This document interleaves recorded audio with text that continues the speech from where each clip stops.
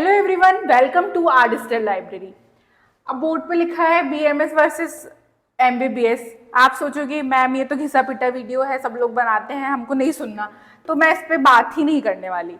ये वीडियो होने वाला है मेरा खुद का एक्सपीरियंस, क्योंकि I am a NEET aspirant, मैं नीट एस्पिरेंट रह चुकी हूँ और मैंने बहुत अच्छा स्कोर भी की थी। 2 ड्रॉप्स थे, पहले ड्रॉप में बहुत ज़्यादा ले डाउन, स्कोर बहुत कम गया, लेकिन सेकेंड ड्रॉप में ऑलमोस्ट गवर्नमेंट कट ऑफ के पास में पहुँच गई थी। लेकिन मैंने थर्ड ड्रॉप क्यों नहीं ली, बीएमएस क्यों चूज़ कर ली, और मैं खुश हूँ या नहीं हूँ, आगे इसका स्कोप क्या है, बस हम इस पर बात करेंगे। क्योंकि इस वीडियो का उद्देश्य मेरा ये नहीं है कि मैं बीएमएस क्यों बुरा है और क्यों अच्छा है, या एमबीबीएस क्यों बुरा क्यों अच्छा है, इस पर मुझे कोई कंपैरिजन नहीं करना। ये वीडियोस आपको यूट्यूब में बहुत मिल जाएंगे, लेकिन एक ट्रू एक्सपीरियंस जो मेरा खुद का है मैं आपके साथ वो शेयर करना चाहती हूँ।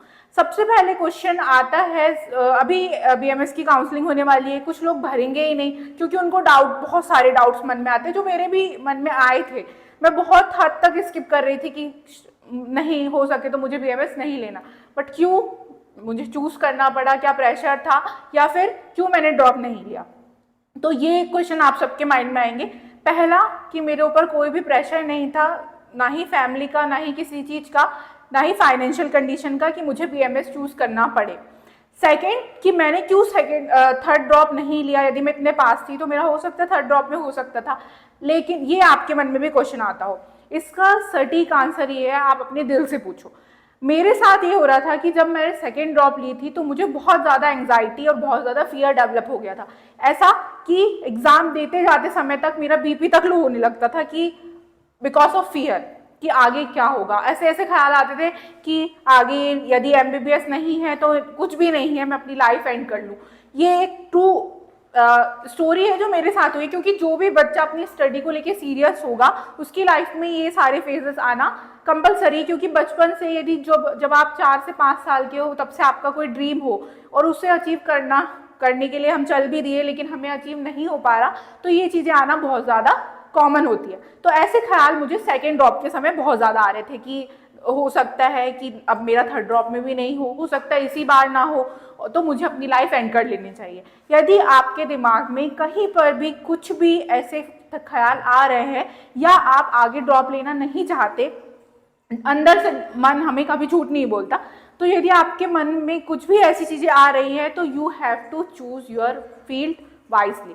अपनी जान से बढ़कर कुछ भी नहीं होता। यदि आप वहाँ आगे बढ़े, आपके मन में ऐसा ख्याल आया, या आप किसी भी तरीके से मेंटली या फिजिकली टॉर्चर हो रहे हैं, तो ये लाइफ किसी भी काम की नहीं है। ना एमबीबीएस दे सकता, ना बीएमएस दे सकता, ना ही कोई डॉक्टर बनना दे सकता। दुनिया में इतनी बहुत सारी फील्ड है, आप कुछ भी चूज कर सकते हो और आगे चल के उसमें खुश रह सकते हो। तो पहला डाउट ये मैं आपका क्लियर कर देती हूँ। यदि आपके मन से आवाज़ आ रही है कि आप थर्ड ड्रॉप में अच्छे से बहुत शांतिपूर्वक पढ़ सकते हो और अचीव कर सकते हो, और यदि अचीव नहीं हुआ तो भी आप उस चीज़ को बहुत अच्छे से एक्सेप्ट कर सकते हो, तभी आपको अपना next drop, first second third जो भी ड्रॉप हो वो लेना चाहिए। Otherwise you have to change your field according to me. Second question आता है कि मैम आपने बीएमएस तो ले लिए, उसके बाद उसमें संस्कृत पढ़नी पड़ती है, आगे लोग बोलते हैं स्कोप नहीं है, हम किसी बीएमएस डॉक्टर को नहीं जानते, तो क्या हम 5.5 साल बर्बाद करें, अपने पैसा बर्बाद करें और फिर बाद में डिग्री लेके निकल लें। ये चीज़ है कि जब मेरा बीएमएस का फर्स्ट डे था तो वहाँ पर संस्कृत पढ़ाई गई, तो मैं आके वापस बहुत ज़्यादा रोई। ये भी एक ट्रुथ है मेरी लाइफ का, एकदम क्लियर कट एक्सपीरियंस मैं आपको बताना चाहती हूँ कि मैं बहुत रोई और मेरे मन में आया कि नहीं, मुझे प्रिपरेशन करनी चाहिए नीट की। लेकिन उस संस्कृत का डर क्यों हुआ, क्योंकि मैंने कभी भी संस्कृत नहीं पढ़ी थी। सीबीएसई में मैंने संस्कृत ऑलमोस्ट नहीं पढ़ी, तो वो मुझे अंदर डर आया। लेकिन जब second third fourth fifth day ऐसा बीतता गया तो वो चीज़ मेरे लिए बहुत ज़्यादा फैमिलियर हो गई। कैसे? क्योंकि पूरी की पूरी आपका जो सब्जेक्ट है वो संस्कृत में नहीं होता। बीएमएस में आपको क्लियर कर दूं कि आयुर्वेद के साथ साथ आपको मॉडर्न जो एमबीबीएस में पढ़ाया जाता है वो मॉडर्न के सब्जेक्ट ऑलरेडी इंक्लूडेड है। तो ऐसा नहीं आपका पूरा माहौल एकदम धार्मिक सा हो जाए, ऐसा कुछ भी नहीं है।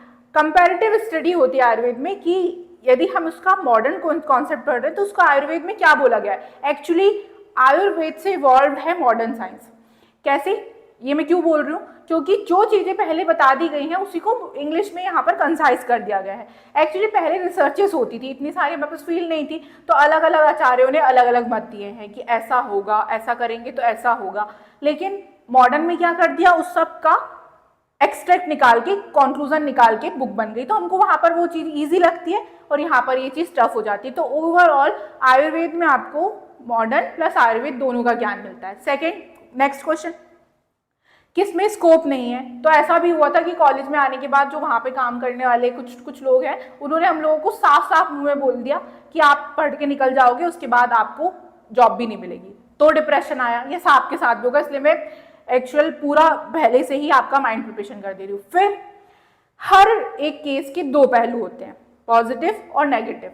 यदि आप नेगेटिव को देखोगे तो पूरा पॉजिटिव तो दिखेगा ही नहीं, पूरा अंधकार, तो हमें वही चीज़ हर जगह ये दिखेगा कि ये खाली वो खाली वो खाली। लेकिन यदि पॉजिटिव वे देखें तो वहाँ पे मेरे साथ एक्चुअली में हुआ ये कि मेरे पेरेंट्स बहुत ज़्यादा मोटिवेटिंग है, तो उनसे जब मैं ये बात डिस्कस करती थी तो उन्होंने बताया कि जो प्रोफेसर पढ़ा रहे हैं उनकी सैलरी क्या होगी। अब मेरा दिमाग वहाँ से हटके यहाँ गया कि अच्छा कितनी होनी चाहिए, तो जब पता चला कि 75,000 मिनिमम है, यानी 1 लाख 1.5 लाख जो सीनियर हो जाते हैं उनकी 1.5 लाख तक की पेमेंट है। फिर वो तो BMS से ही निकल के आया, ऐसा तो नहीं है उन लोगों ने MBBS किए थे और यहाँ आके वो BMS पढ़ा रहे हैं। या फिर कोई बहुत ज़्यादा, जैसे हमारे जहाँ मैं रहती हूँ उसके आसपास कुछ ऐसे BMS डॉक्टर है जिनकी क्लिनिक में आपको दूसरे दिन की अपॉइंटमेंट लेनी पड़ती है। क्यों? वो भी तो BMS ही है, वो प्रिस्क्राइब भी BMS मतलब दवाइयाँ लिख रहा है, आयुर्वेदिक दवाइयाँ लिख रहा है। लेकिन क्यों?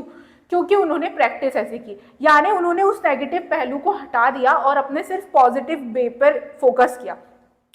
अब इसमें मैं आपको एक चीज़ बताऊं, यदि किसी भी फील्ड आप चूज करते, कोई भी हो, कोई भी MBBS, अभी हम साइंस में मेडिकल साइंस की बात कर रहे हैं, तो मैं एक MBBS का एक उदाहरण देके बताती हूँ। यदि आप किसी भी शहर में हो तो वहाँ पर आप गिनती के 3, 4, 5 MBBS डॉक्टर्स के नाम जानते होंगे जो फेमस हैं या आपकी कॉलोनी के आसपास हैं।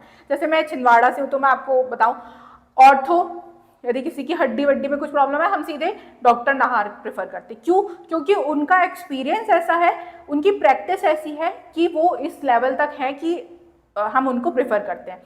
बाकी ऐसे तो बहुत सारे ऑर्थो हैं, यानी एक पर्टिकुलर फील्ड में दो चीज, एक बहुत सक्सेसफुल और एक बहुत नॉर्मल पर्सन होगा, ऐसा BMS में भी होगा। ये डिपेंड करता है आपकी पढ़ाई पर और आपकी प्रैक्टिस लेवल पर, क्योंकि ये मेडिकल फील्ड है, डॉक्टर वाली फील्ड है, तो यहाँ पर प्रैक्टिस भी आपकी ज़रूरी होगी यदि आप क्लिनिक खोलना चाहते हैं तो ये होता है नेक्स्ट पॉइंट।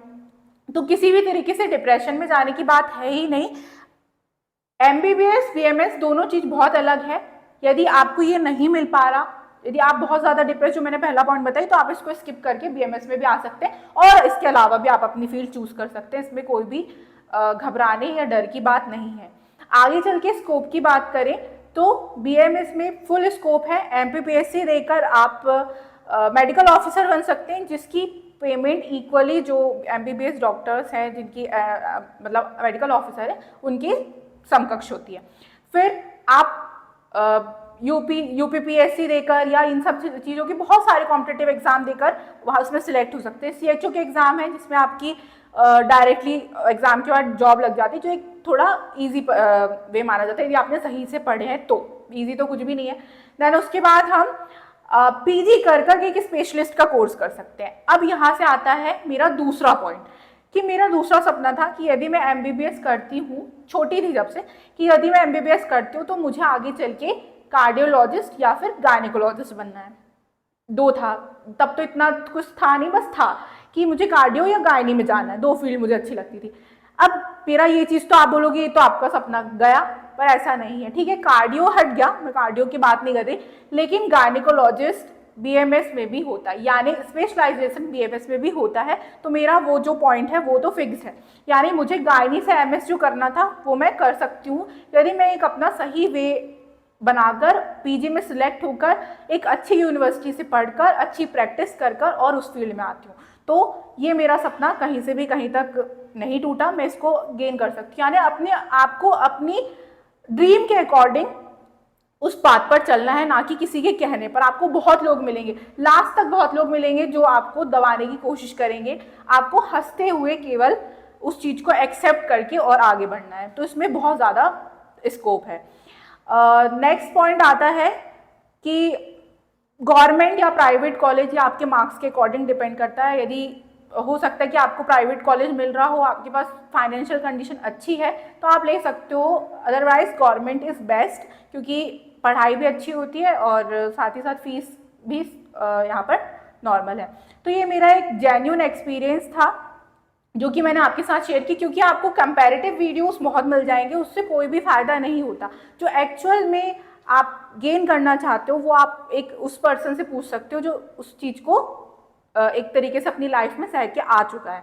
तो बिल्कुल घबराना नहीं है, अपनी बिल्कुल माइंड को शांत रखते हुए आप काउंसलिंग करवाइए यदि आप करना चाहते हो तो, ये मेरी बातें सुनने के बाद। और यदि आप नहीं करना चाहते हो तो आप यदि ड्रॉप लेने के लिए एक्सेप्ट कर सकते हो तो आप वो करिए, और नहीं तो आप अपनी फील्ड बहुत अच्छे से चेंज कर सकते हो। बायोलॉजी में बहुत सारी फील्ड है ऐसी जिसमें हम रिसर्च वगैरह कर सकते हैं। एक और इम्पॉर्टेंट पॉइंट कि बीएमएस में रिसर्च के चांसेस बहुत ज़्यादा हैं। क्यों? क्योंकि यहाँ पर जो होता है ना, वो व्यक्ति अपने आप को आके कंसाइज कर लेता है कि हाँ हम तो बीएमएस वाले हैं, बहुत से लोग, तो आपके पास कंपटीशन कम होकर आप रिसर्च की फील्ड में जा सकते हो और बहुत अच्छा स्कोप कर सकते हो। यहाँ पर जो कि अभी जैसे पद्म भूषण वगैरह ऐसे सम्मान मिले थे, जरूरी नहीं है ये सिर्फ एमबीबीएस फील्ड में मिलते हो। डॉक्टर रेस्पेक्टेड डॉक्टर मनोहर साहू जी, जिनको बीएचयू में शल्य के उसमें पद्म भूषण मिला, अब उन्होंने ये सेम क्राइटेरिया लागू होता कि कैसे उन्होंने कर लिया, तो यही है प्रैक्टिस एंड कंसिस्टेंसी। तो हाईली मोटिवेटेड रहें, सेल्फ मोटिवेटेड रहें, बाहर की किसी भी चीज़ पर अपने आप को हावी मत होने दो और एकदम लाइफ को हंसते हुए मतलब करना है, क्योंकि लाइफ है तो आगे आप कुछ भी कर सकते हो। Thank you so much. यदि आपको वीडियो पसंद आया हो तो प्लीज़ मुझे कमेंट करके बताएं। We are always with you. Thank you.